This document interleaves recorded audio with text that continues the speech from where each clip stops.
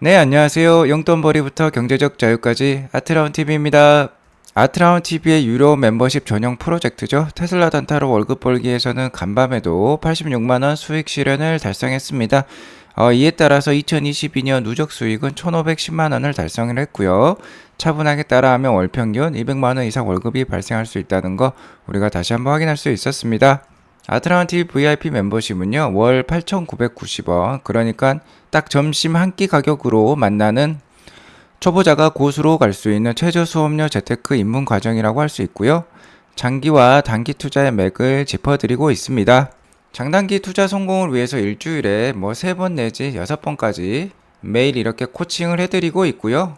책 한 권도 안 되는 가격 약 9,000원에 이 많은 영상들, 이 많은 인사이트들 다 받아가실 수 있습니다. 꼭 한번 가입하셔서 인사이트 많이 받아보시기 바라겠고요.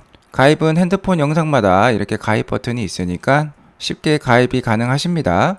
가격 인하 후에 많은 회원님들이 멤버십에 가입해 주시고 계시는데요. VIP 클럽과 프레스티지 클럽에 가입해 주신 서경원님, 매덕스님, 오직감사님, 김태일님, 울트라님, 허순이님, 박민우님, 푸른하늘님, 하얀풍장님 모두 감사드립니다. 자, 오늘 주제는요. 나스닥 13,000 넘었다. 테슬라 아직 늦지 않았다. 테슬라 투자 언제까지? 라는 주제로 말씀을 드리도록 하겠습니다.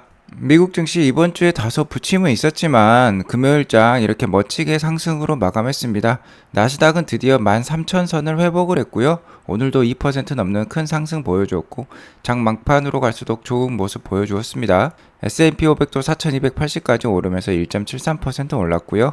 최근에 다시 한번 미국 금리가 2.8%까지 비교적 오르고 있는 모습인데도 불구하고 성장주가 많이 포진한 나스닥은 이렇게 다시 한번 멋진 상승 보여주고 있습니다. 최근 반등세가 아직도 강하다는 거 우리가 확인할 수 있었고요. 8월달 들어서 유가는 좀 올라가는 모습이에요. 지금 한 92불까지 올라와 있고 이번 주에 가장 강력한 경제지표 발표로는 역시 물가지수 발표가 있었죠. 소비자 물가지수와 생산자 물가지수가 모두 예상보다 낮게 나왔습니다. 자, 향후의 증시에 충분히 긍정적 영향을 줄 수 있을 것 같고요.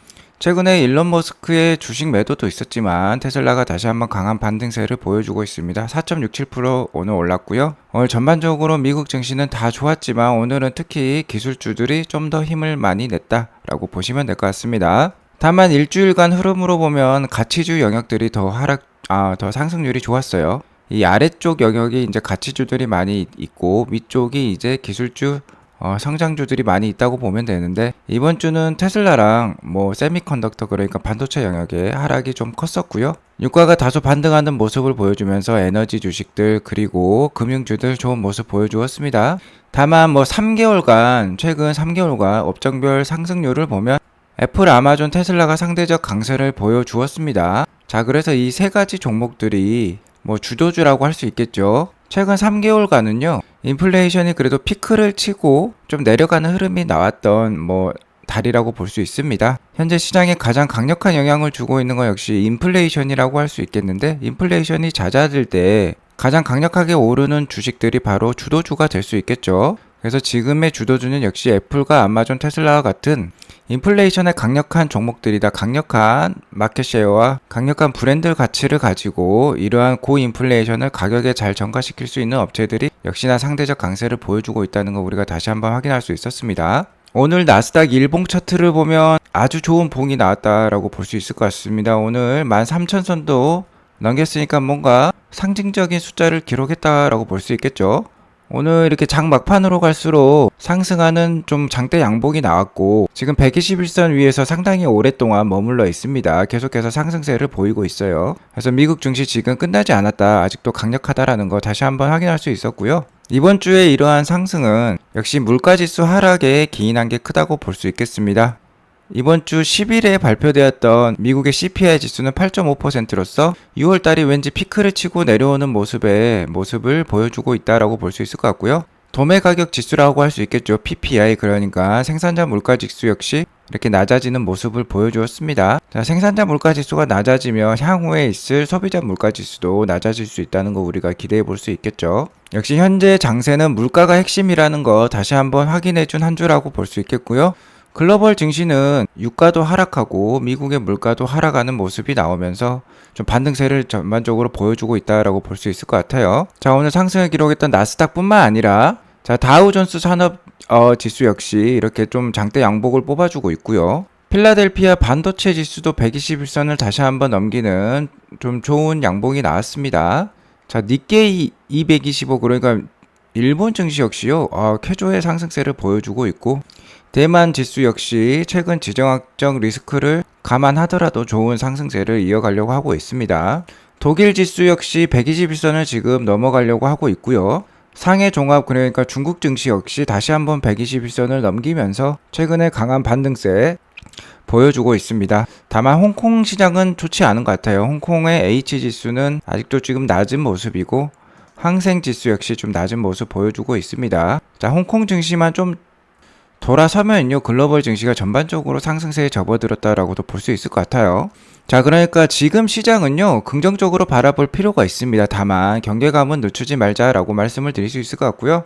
제가 팔로잉하고 있는 트위터 고노고님에 따르면은 9월 달에 발표될 8월 물가지수는 MOM 기준으로 그러니까 전월 대비 기준으로요 다시 높게 나올 수도 있다고 합니다. 자, 8월 달에는 FOMC 회의가 없지만 9월 달에는 FOMC 회의가 있죠. 자, 9월 21일에 있는데 9월 21일 전에 8월달 물가지수가 9월 13일 정도 발표가 될 거예요. 자, 그러면 물가가 다시 오르는 모습이 나온다면 자, 9월 21일에 금리 인상 발표가 갑자기 자이언트 스텝이니 울트라 스텝이니 또 얘기가 나올 수 있습니다. 그러면 또 주가가 떨어질 수도 있겠죠. 자, 왜 그러냐? 지정학적 리스크는 여전하다는 거예요. 러시아, 우크라이나 그리고 중국과 대만도 계속해서 뭔가 분쟁의 소지가 느껴지고 있는 상황이죠. 자, 실제로 최근 8월달 유가를 보면 이렇게 스멀스멀 올라가는 모양을 보여주고 있습니다. 그러니까 다음 달에 발표될 8월달 물가지수가 살짝 높게 나올 수도 있겠죠.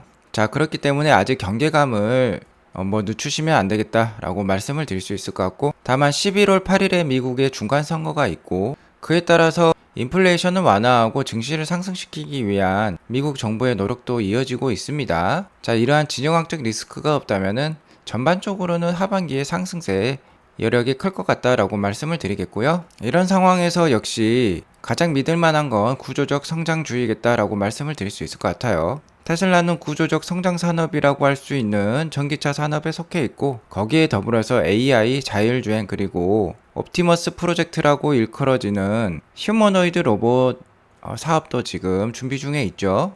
자, 배터리가 엄청나게 많이 필요할 것입니다. 자, 이런 상황에서 CATL 그러니까 글로벌 넘버원 지금 배터리 제조업체라고 할 수 있겠죠. 이 업체도 유럽의 헝가리에 또 한 번 대규모의 배터리 공장을 세우기로 발표를 했습니다. 자, 연생산 100GWh라고 하는데요. 잘하면 테슬라 모델 3 같은 차량 100만 대 이상 만들 수 있는 그런 규모인 것 같습니다. 자, 이 공장을 만들기 위해서 거의 우리 돈 10조 원에 달하는 투자를 할 거라고 발표를 했고요. 이 헝가리 배터리 공장은 CATL의 유럽 내 두 번째 공장이라고 합니다. 첫 번째 공장은 독일 미넨에 있다고 합니다. 이번 헝가리 공장의 면적은 221헥타르로 테슬라 기가베를린이 300헥타르에 이르른다고 하니까 상당히 큰 규모라고 할 수 있겠죠. 자, 이 공장 건설이 완성이 되면 CATL은 영은 생산량이 1000GWh에 도달한다고 해요. 자, 그러니까 모델 3 한 1000만 대 이상 만들 수 있는 그런 규모의 배터리 회사로 이제 등극을 하겠다라고 볼 수 있을 것 같습니다. 물론 이러한 배터리를 갖고 전기차만 생산하는 건 아니겠죠. ESS라든지 다른 전기로 가는 이동 수단이나 IT 기기에도 배터리가 많이 쓰일 것입니다. 어쨌든 상당한 규모의 회사가 될 것으로 판단이 되고요. 최근에 원래 북미에 50억 달러 그러니까 우리 돈 6조 원 이상 투자해가지고 배터리 공장을 만들 계획을 발표를 했었죠. 하지만 최근에 낸시 펠로시 미국 하원 의장이 대만을 방문함으로써 정치적, 지정학적 리스크가 불거지면서 아무래도 CATL은 중국 회사니까 중국 정부의 눈치를 봐야 되겠죠. 그래서 개발을 보류했다. 미국 투자를 좀 보류했다라고 얘기가 나오고 있지만 멕시코에는 투자할 수 있을 것 같아요. 자, 아무튼 이렇게 대규모 투자가 이어지는 것을 보면 전기차가 대세가 맞다는 거 우리가 다시 한번 확인할 수 있었고요.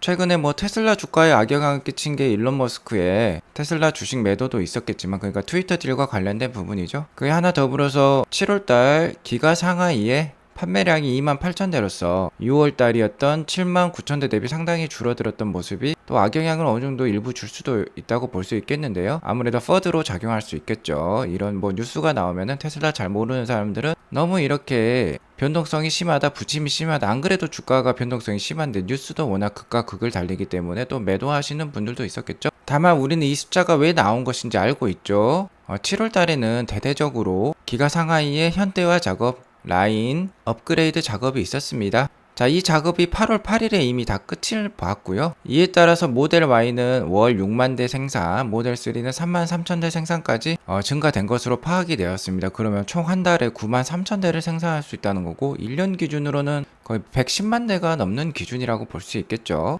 자, 그러면 8월달, 9월달 아주 좋은 실적이 기대되고 있어요. 그러면은 10월달에 테슬라의 실적, 3분기 실적이 나올 건데요. 아주 좋은 실적이 나올 것이다 라고 판단이 되고 있습니다. 그러니까 정말 10월 달부터 테슬라의 주가 상승 모멘텀이 클 수도 있어요. 물론 8월 25일에 3대1 주식 분할이 있으니까 8월 달도 충분히 어느 정도 강력할 수 있습니다. 자, 아직 테슬라 투자 늦지 않았다고 보고 있고요. 앞서 말씀드렸듯이 글로벌 증시 전반적으로 좋은 모습이 느껴지고 있어요. 자, 그러니까 증시에 관심을 가질 때라고 볼 수 있겠는데 어느 정도 지정학적 경계감도 가지고 계시면서요. 다만 이러한 구조적 성장주는 빨리 투자하시는 게 좋은 방법이고요. 적립식 투자로 차곡차곡 저축하듯이 투자하면 좋을 거라고 저는 생각이 듭니다. 자, 여기에다가요. 이제 테슬라는 프리몬트 공장까지 지금 확장을 하려고 생각 중에 있습니다. 뭐 대부분 테슬라 투자자라면 프리몬트 공장은 이제 생산량이 더 늘어나지 않을 것 같다라고 많이 생각을 하실 수도 있겠는데요. 실제로 프리몬트 공장은 지금 이렇게 땅을 개간을 하고 있습니다. 여기 보시면 원래 건물이 있던 자리인데 건물을 허물고요. 자, 프리몬트 공장 주변에 새로운 건물을 건설을 하고 있고 이 건물이 아마 테슬라 차량이 아니라 옵티머스, 그러니까 테슬라 봇이죠. 로봇 공장이 될 수도 있겠다라는 지금 소문이 나오고 있습니다. 실제로 옵티머스 로봇, 그러니까 테슬라 봇의 생산지는 아직 결정이 안 됐어요. 하지만 이 라인 자체는 역시 자동차 생산 라인과 겹치면 안 되겠죠. 자, EV 생산 시설과 분리가 요구되는 상황인데 테슬라 봇의 개발은 캘리포니아에서 진행이 되고 있다고 합니다. 텍사스에서 진행이 되고 있는 게 아니라 캘리포니아에 진행이 되고 있고, 캘리포니아에 위치해 있는 공장은 프리몬트 공장이죠.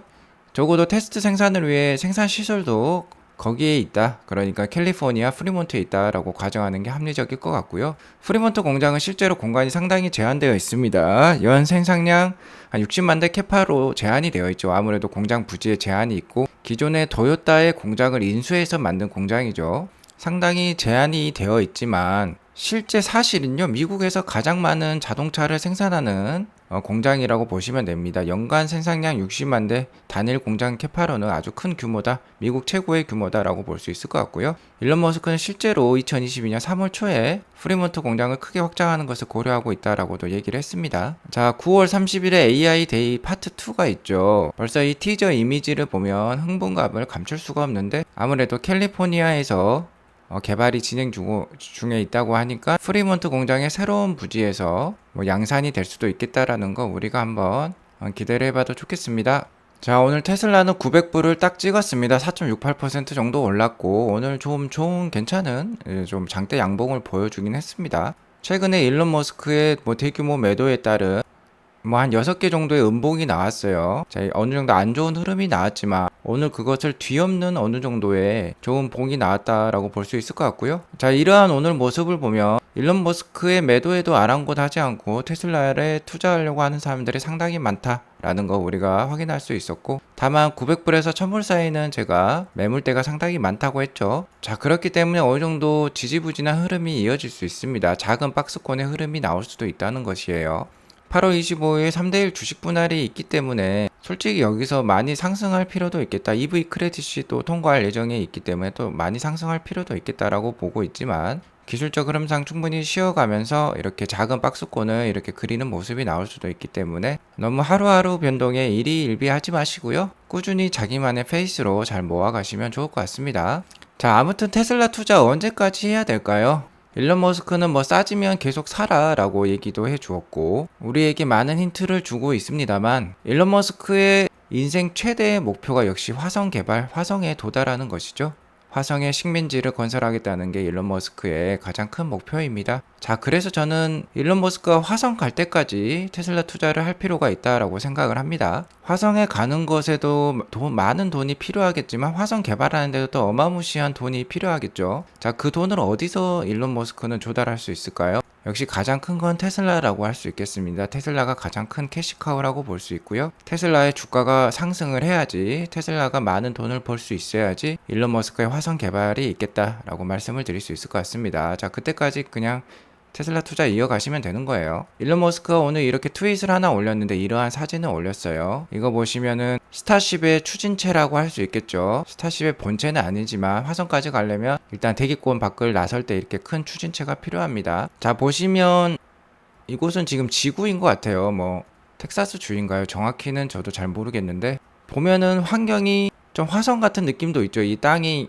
이렇게 황토색을 보이는 게. 자, 언젠가는 이러한 발사대가 실제 지구가 아니라 이런 화성에 있을 수도 있겠다라고 얘기를 하고 있어요. This will be Mars one day. 자, 그러니까 우리에게 힌트를 주고 있는 것입니다. 테슬라 투자든 스페이스X 투자든 화성 갈 때까지는 해야 되겠다라는 거 우리가 다시 한번 확인할 수 있었어요. 자, 오늘 이것으로 방송을 마치겠고요. 오늘 방송이 도움이 되었으면 구독과 좋아요, 알람 설정 꼭 눌러주시기 바라겠습니다.